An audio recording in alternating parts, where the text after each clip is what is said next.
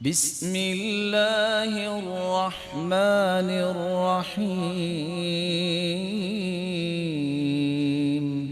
لیکن 3 سے 4 طریقے میں آپ کو بتا دیتا ہوں کہ غصے کو ٹھنڈا کیسے کیا جا سکتا ہے۔ سب سے پہلا طریقہ، جب تک آپ اللہ سے دعا کرتے رہیں، مانگتے رہیں، اللہ کا غصہ ختم ہو جاتا ہے کہ مجھ سے مانگنے لگ گیا۔ من لم يسأل اللہ یغضب علیہ، جو اللہ ذوالجلال سے مانگتا نہیں اللہ اس پہ غضبناک ہوتے ہیں۔ اس لیے ہر وقت دعا کیا کرو، مانگا کرو، حتی شسع نعلہ اذا انقطع، جوتے کا تسمہ بھی ٹوٹ جائے تو رب سے مانگو۔ اور اللہ کے رسول صلی اللہ علیہ وسلم کی زوجہ مطہرہ فرماتی ہیں جب رب سے مانگو فلیکثر، سیرو کے مانگا کرو، یہ نہ مانگا کرو چلو اللہ تعالیٰ مجھے کوئی 2000 روپیہ دے دے، یہ کوئی مانگے؟ تم یہ کیوں نہیں کہتے اگر مانگنا ہی اللہ حلال طیب پاکیزہ اتنا دے کہ صبح سے لے کے شام تک میں تقسیم کر کے رات کو یہ بوریاں خالی کر کے دکھا دوں، اگلے دن پھر شروع کر دے دینا۔ مانگے تو سیروں کی مانگے، رب سے مانگنا، کس سے مانگنا ہے؟ رب سے مانگیں گے تو اس کی ناراضگی ختم ہوگی، نہیں مانگیں گے تو ناراض ہوگا۔ دوسرا طریقہ، ادب و اداب اپنے اندر پیدا کیجئے۔ کان یقال حسن الادب تطفئ غضب الرب، سفیان ثوری کہا کرتے تھے جو ادب و آداب سیکھ لیتا ہے رب تعالیٰ کا غصہ ٹھنڈا ہو جاتا ہے۔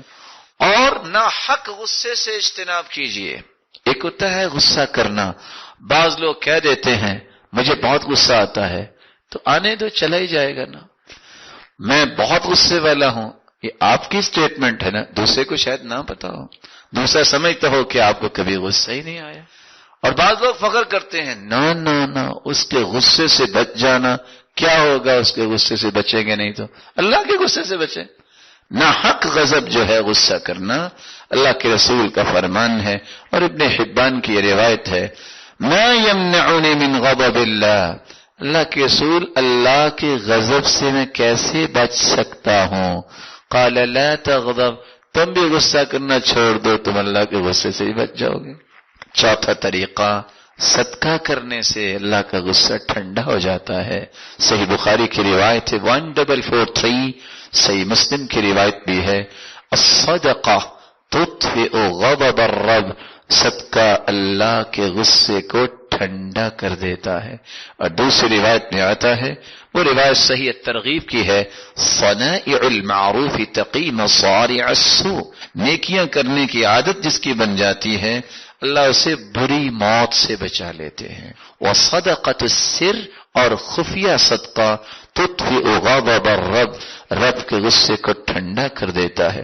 وصلۃ الرحم تزید فی العمر، اور رشتہ داروں سے اچھا برتاؤ کرنا، رشتہ داریوں کا احترام اور لحاظ کرنا، صلہ رحمی کرنے سے انسان کی عمر میں برکت آتی ہے۔